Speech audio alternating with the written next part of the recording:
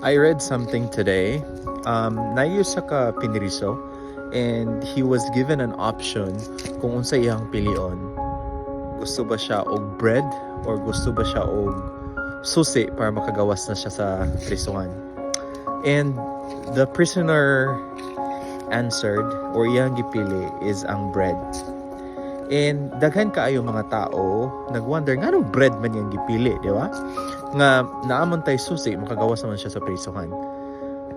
But akong realization when I was reading that message or nabasahan ako, sometimes sa atong kinabuhi we are really prisoners in our own rights sa atong kinabuhi, di ba?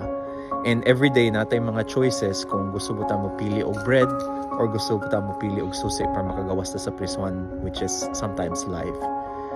And sometimes we chose the bread because